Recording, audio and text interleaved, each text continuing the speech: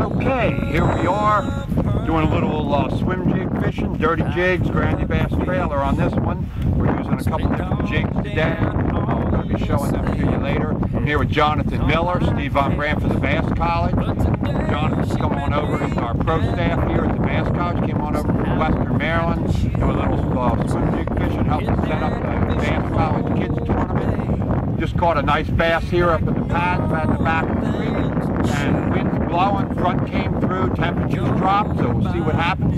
We'll see you guys. All right, there we go. Number 2. What I did was I switched up. Same thing, dirty jigs in the bluegill color, but what I did was put on the Zoom speed crawl on the back and change the color of that Alabama crawl. Manny came after, he missed it the first time, and then second time came up, wham, hit it hard. And what I'm doing is I switched up. I'm using a different rod. I wanted to see how the swim jigs worked. I'm using a 7-foot cranking stick. It's a heavy action, but it's a cranking stick. I wanted to use something with more of a parabolic action, not as stiff like the St. Croix Legend Elite that I'm using in heavy action. See how it felt. Pretty good, but when you're in the heavy pads, I think you're better off going with the heavy action rather than, you know, medium heavy. You could probably still stick with like a frog type rod or things like that and throw the swim bait on it, but I think it should be a heavy action. It's got a lot of weight to it. It's a decent bass. Not giant, but good size, like that 5 of those in the tournament. We'll see you guys in a minute. Jonathan Miller got one on. Decent bass. Wind's blowing hard. How big is that? It's big or something? I mean, it feels pretty big. Yeah, decent, really decent. Oh yeah, look at that. That's a good one. Let's see that one. Oh yeah, now that's on the like white and purple dirty jig, swim jig. That's I think that is that a California? Yeah, it's California. Yeah. That's got a Space Monkey on the back of it. We're switching up trailers and colors just to see if it's, you know, a matter of color or is it just the movement they're striking at, because the water's shallow. Yeah, that was on 4 o'clock. See, that's pretty big, isn't it? Decent. That's a good 3 3/4. Yeah. Not quite 4, but a good fish. Yeah, definitely one in a turn. Yeah. All right, let's get him back. Let's go get some more. Okay, now what I did was I switched up now to this other rod. I'm back to the St. Croix Legend Elite 65-pound test spider line, spider wire, floor braid, and I've got on the Zoom speed crawl on this one. And another good bass, not giant, 2 3/4, I guess, 3 pounds maybe. Got a lot of weight, but it doesn't have a lot of length. Maybe 2 3/4. Good fish though. Banging them off. Sun's hardly even up yet. Wind's blowing. Front came through.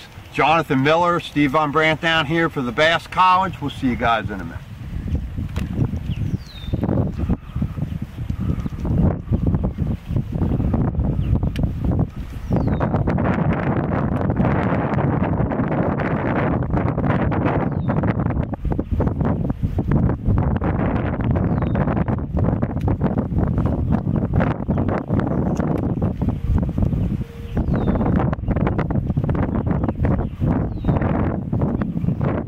That one, buddy. That's a good one. That's a good one, isn't it?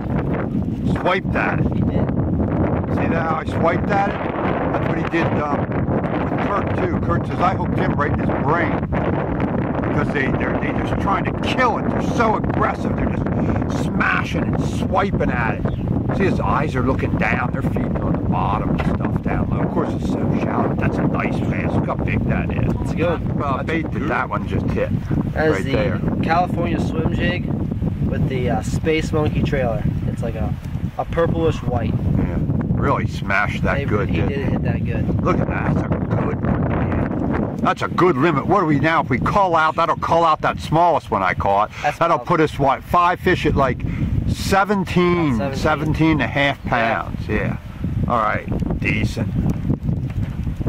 There we go. See, what happened is I said we went out where the wind's really blowing and it's churned up. We had some rain and it's a lot muddier. I said, look at the water transitioning, how it's just changing colors a little bit. and where you started to get to just where the water was a little clearer, it hit immediately. So it definitely has to do with watercolor. They're back in the creeks, back in the pads, but right where the water changes color to a little bit clearer, not clear, but just a little bit clearer. They are right there every time. There we go. I said to Jonathan, I said, man, I know there's another one back in here. I said, I can feel the fish, and you can feel it. Just feel it, man. You could.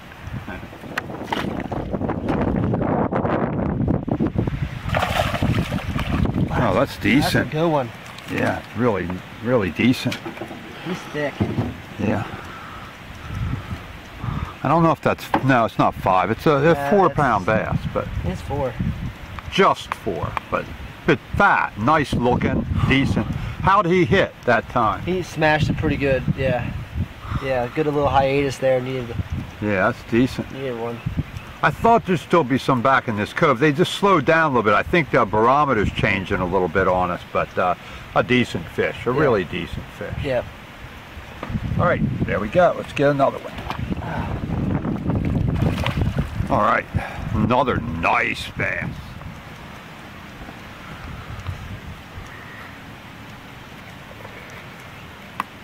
All right, here we go. What are you using there? That Shimano? Got the Calcutta. Calcutta. With a 17-pound XT. We are still using the same California swim jig, dirty jigs with the Space Monkey trailer. Oh, that's our second nice. one. We're just throwing it into the edges of the pads, and you're swimming it through, kind of like a buzz bait. And it's really unique lure because you can chuck it in the thickest stuff you want, work it like a top water, and then you can just drop it off right at the edge of the pads. He swiped at it, and it's like our good one. 8th, 9th. Now that'll call out the smallest one. Now that gives us 5 fish at 19 pounds. Yeah, now. We've got a good limit. Yeah.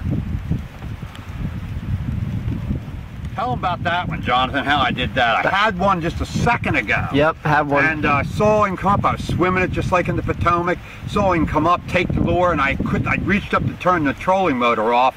Gave him some slack. He got right off. I said, "Ah, damn!" I said, "They're in here." Threw right back into the left. Caught this one. Now this one's This heavy. is a big one.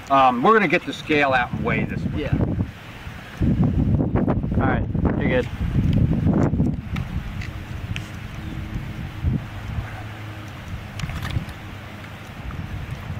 Okay, let's see what we got here.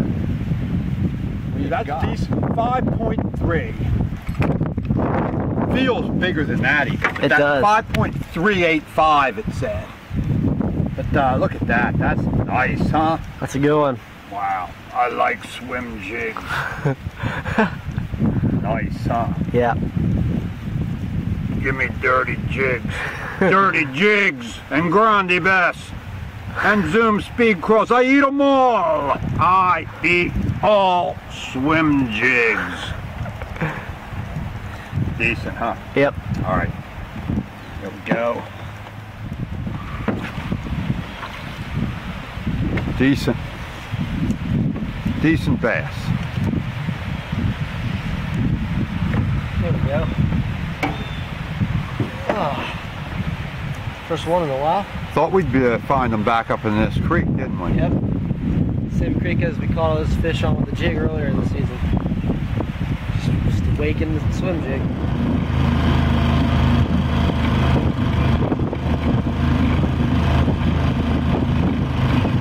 They're up in some shallow water, aren't they? Yes, very shallow. Okay, it's only lunchtime, but we're going to get on out of here. We've had a great morning. We're going to go check out the ponds now to hold the Bass College Kids Bass Fishing Tournament on July 31st. So we're going to check out both the areas, see which one we like the best, and we'll be doing a report on that, so that'll be a separate video. Look for that. The Bass College Kids Fishing Tournament, July 31st, that's a Sunday. Bring the kids 3 to 12 years old. We've got trophies for them, prizes, all kinds of cool stuff. So anyway, we're going to get out of here, have some lunch. We'll be shooting up the Dover and the Camden area to check these out. Steve Von Brandt, Jonathan Miller here for the Bass College, and we'll see you guys next time. This boat into the water, find a way to win a couple dollars. Where the man says there's a cold front coming down, bring it on, I've seen it all by now. I can catch 'em shallow, I can catch 'em deep. back of the creek.